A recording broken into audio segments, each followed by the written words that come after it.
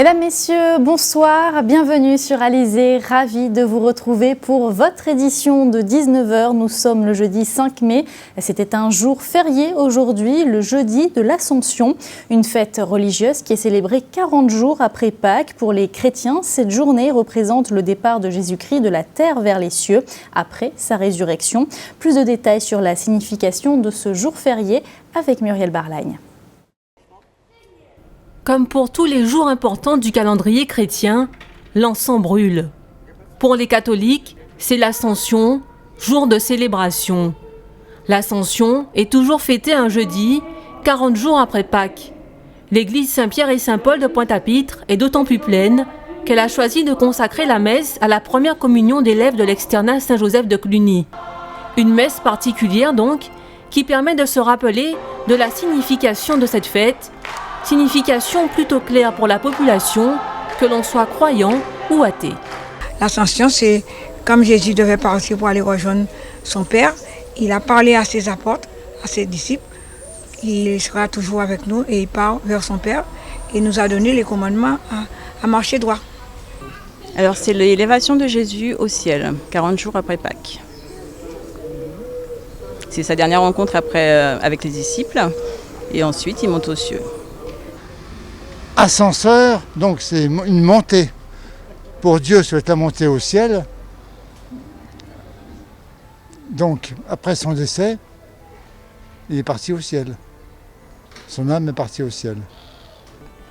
Bon, alors moi, étant donné que je suis une athée profonde, j'avoue que l'Ascension, ça n'a pas de signification particulière pour moi.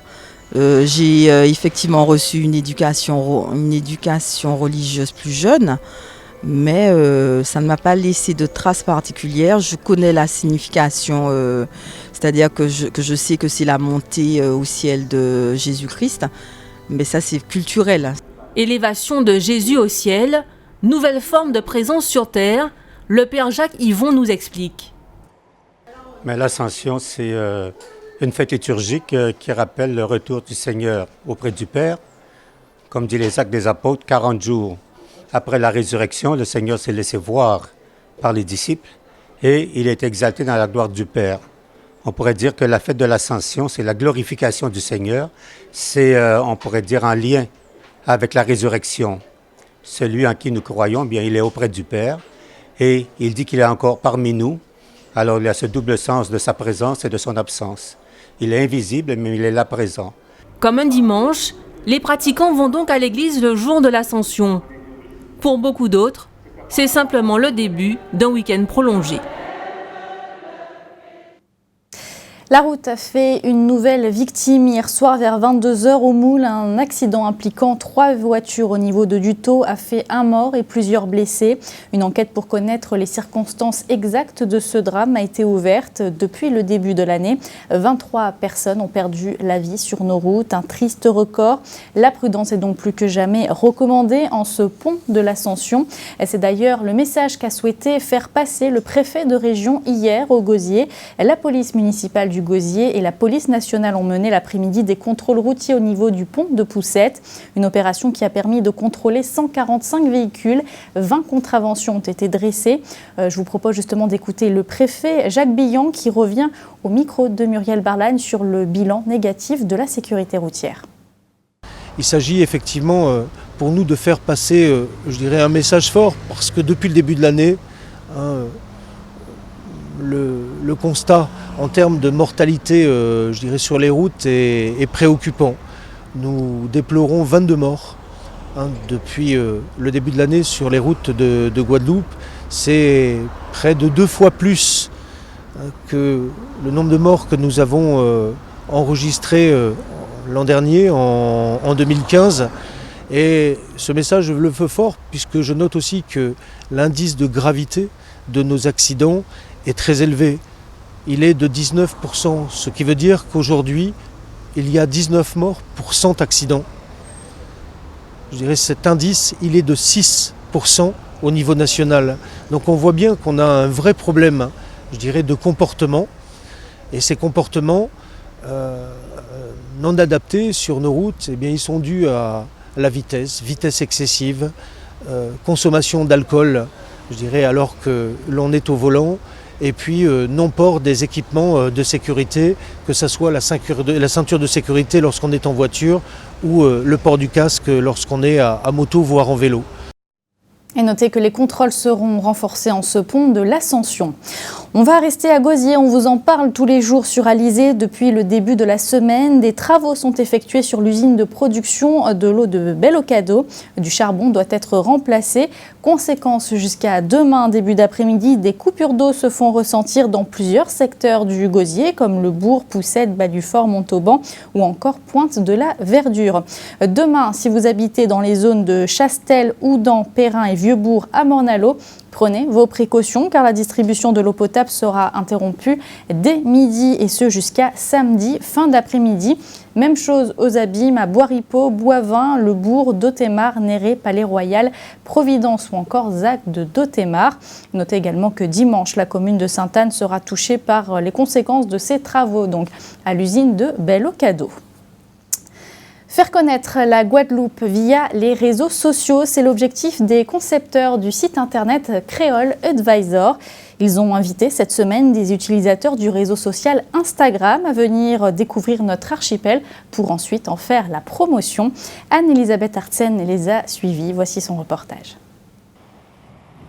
À partir de son guide Guadeloupe l'essentiel, Joël Badralou a créé Creole Trip. Le concept est simple, inviter 4 blogueurs pour une semaine d'immersion chez nous. Objectif, faire découvrir à travers eux les richesses de la Guadeloupe et de ses îles. J'ai essayé de leur faire un petit programme assez dense pour qu'ils vraiment puissent voir l'étendue des îles. À Marie-Galante, j'aurais concocté une petite surprise. J'ai voulu qu'ils déjeunent chez l'habitant. Donc ils ont déjeuné chez la mère d'une amie. Elle a fait la cuisine locale, traditionnelle. On a passé un bon moment avec elle, un moment de partage. C'est ce que je voulais. Ils ont eu une pause bien-être autour d'un caillou hier. Ils ont fait le volcan. Ils ont été au Thibaut-Doudou, au Saintes, donc le côté gastronomique. C'est vraiment du gyropode aussi, à la Désirade. On a fait une petite exclue là-bas. C'était super. Parmi ces Instagrammeurs, Mimi Coton, Mylène de son prénom, qui n'a pas hésité une seconde à prendre part à l'aventure. J'ai tout de suite dit oui parce que je connaissais pas et que ça avait l'air vraiment chouette. Et en fait, on est arrivé ici, on a découvert un petit paradis. C'est vraiment très joli. En plus, on a eu la chance de faire plusieurs îles. On a fait la Désirade, on a fait Marie-Galante, on a fait les Saintes et on s'est promené en plus sur la Guadeloupe. Donc on a fait plein d'activités super sympas. On était tous ensemble, c'était convivial, c'était sympa.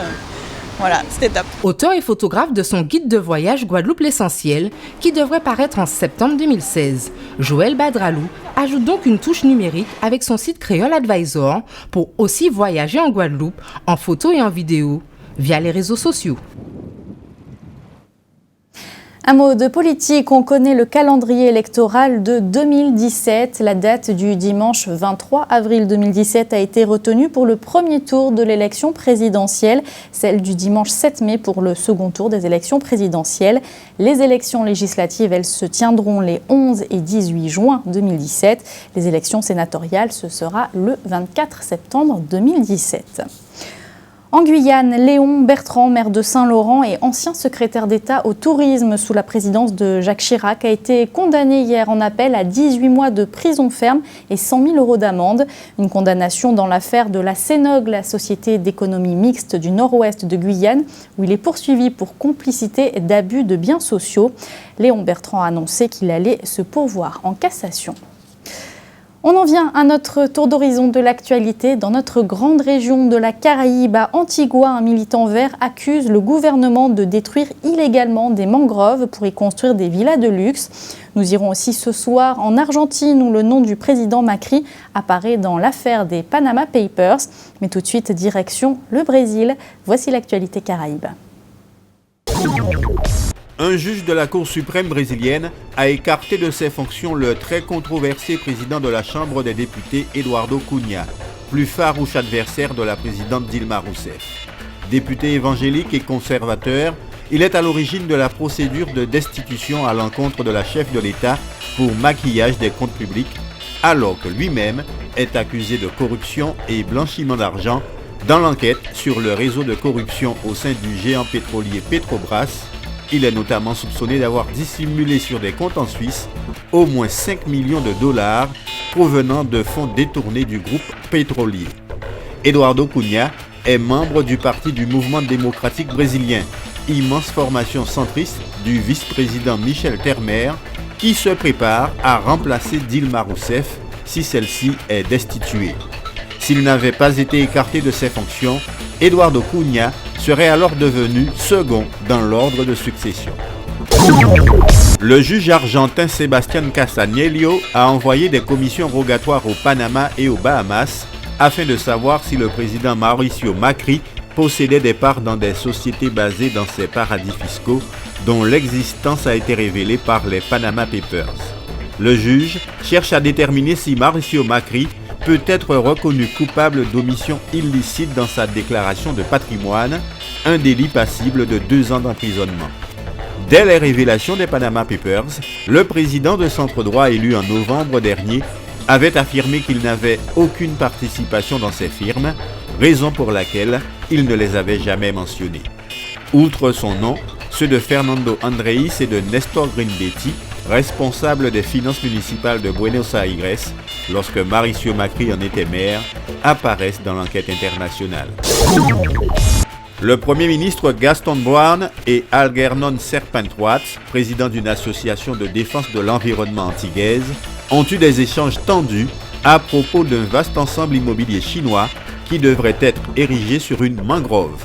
Le militant vert accuse le gouvernement de détruire illégalement de vastes mangroves pour y construire des villas de luxe. Pour sa part, le Premier ministre ne souhaite pas s'entretenir avec ce défenseur de l'environnement pour lequel, selon ses dires, il a perdu tout respect et accuse de détruire l'image d'Antigua et Barbuda par des interventions répétées sur les médias. Le Premier ministre soupçonne même Serpentroat d'être manipulé par le parti adverse et réfute toute atteinte à l'environnement. De son côté, Serpentroat continue ses attaques régulières à l'encontre des actions menées par le gouvernement et invite même le Premier ministre à se mettre à genoux devant lui et à lui présenter ses meilleures excuses si en effet ce projet immobilier ne représentait aucun risque pour l'environnement. Une affaire à suivre. Retour en Guadeloupe avec du football. Le tournoi international U15 a débuté aujourd'hui. Pendant 3 jours, les jeunes de 15 ans vont s'affronter aux Abîmes, mais aussi à Sainte-Rose. La Guadeloupe est d'ailleurs représentée à travers 3 équipes qui affrontent dans les phases de poule des clubs de Guyane, d'Haïti, de Marseille ou encore de Tottenham. Ce matin, au complexe sportif de la Plaine Grand Camp, l'équipe 1 de Guadeloupe a affronté l'équipe de Boca Junior. Le reportage d'Anne-Elisabeth Artsen. Les U15 ont leur tournoi international de football. Objectif, donner aux jeunes talents guadeloupéens l'opportunité de se confronter à d'autres équipes et porter un jour les couleurs de la Guadeloupe au-delà de nos frontières. Cette édition a également pour objectif de rassembler des jeunes guadeloupéens, de nombreux jeunes guadeloupéens, de façon à ce qu'ils puissent partager leurs expériences au niveau du sport, au niveau du football en particulier, avec des Argentins, avec des Brésiliens, avec des jeunes venus de l'Angleterre, de Marseille, de Toulouse. Bref, l'idée c'est qu'il y ait cet échange. L'expérience que nous avons de ces 4 dernières années montre à l'évidence que nous avons de nombreux jeunes qui ont joué à ce tournoi-là et qui aujourd'hui jouent dans des équipes au niveau national, des équipes de Ligue 2 et de Ligue 1.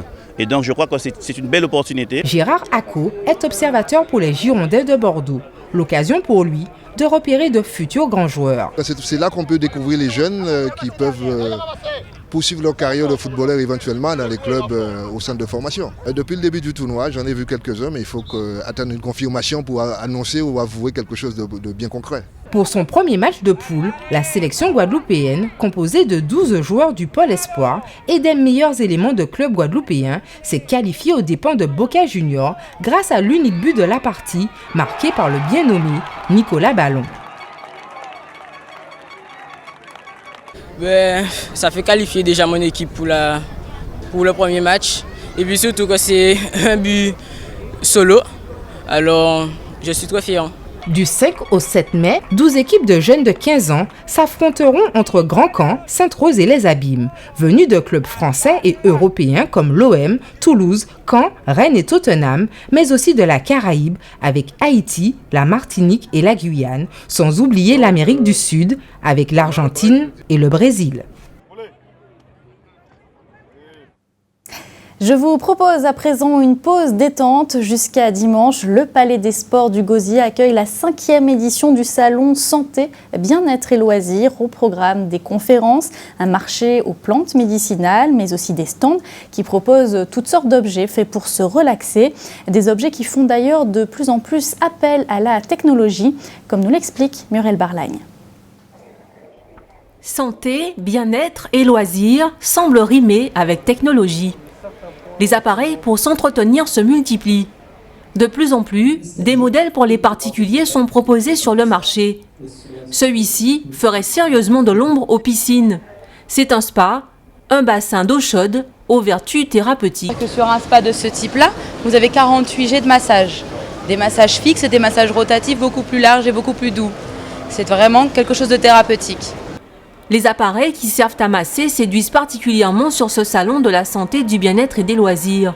Certains sont très ciblés, comme ce modèle relaxant créé spécifiquement pour les pieds. D'autres, comme ce massage 3 en 1, peuvent s'appliquer à plusieurs parties du corps. C'est vous qui choisissez les omoplates, le milieu du dos, le bas du dos, le ventre, les cuisses, et c'est que du bonheur. C'est très agréable. Après le travail, c'est magique. Quant à la Wellbox, un Cellum M6 maison, elle permet d'éliminer les graisses rebelles et la cellulite. C'est aussi un soin anti-âge pour le visage. Ça fait des années que les gens cherchent du bien-être et de la minceur. C'est un appareil qui a fait ses preuves, donc c'est breveté. Et oui, les gens sont très friands. Et aujourd'hui, de plus en plus de personnes l'utilisent en complément, bien sûr, d'une bonne hygiène de vie, en faisant du sport et en ayant une alimentation saine. Pour faire du sport, il y a le Vélaqua. Implanté en Guadeloupe depuis 1 an, c'est un vélo aquatique flottant, sans pédale, d'environ 13 kg. Il permet de faire des exercices en mer ou dans une piscine. Alors, on peut faire toutes sortes d'exercices avec ce Vélaqua dans la mesure où il flotte. Donc, on peut travailler les lombaires, les abdos, les fessiers, les jambes, les bras, puisque c'est un vélo qui flotte. Donc, on est toujours en déséquilibre et donc ça permet constamment de travailler la chaîne musculaire. Près de 80 stands sont installés au Palais des Sports du Gosier pour la 5e édition de ce salon. Cette année, quelques nouveautés ont été insérées au programme. Il y a l'apiculture, il y a des méthodes avec le neurofeedback, vous avez aussi des massages, vous avez le moringa, il y a le témoignage sur le moringa et il y a le cours au sol qui est mis en valeur aussi par rapport au cancer. Plus de 8000 visiteurs sont attendus sur ce salon qui s'étale sur 4 jours. 4 jours pour penser à soi. Et si vous voulez également vous divertir cette semaine, Cap Excellence en théâtre se poursuit jusqu'à dimanche.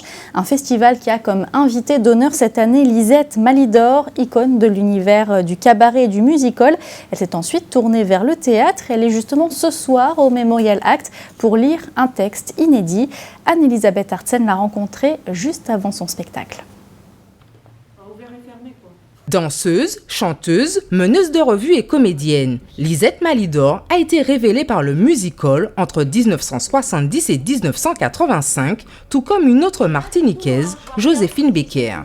Lisette Malidor est l'invitée d'honneur du festival Cap Excellence en théâtre. J'ai toujours désiré de faire du théâtre depuis très très longtemps parce que je viens de l'univers du musical.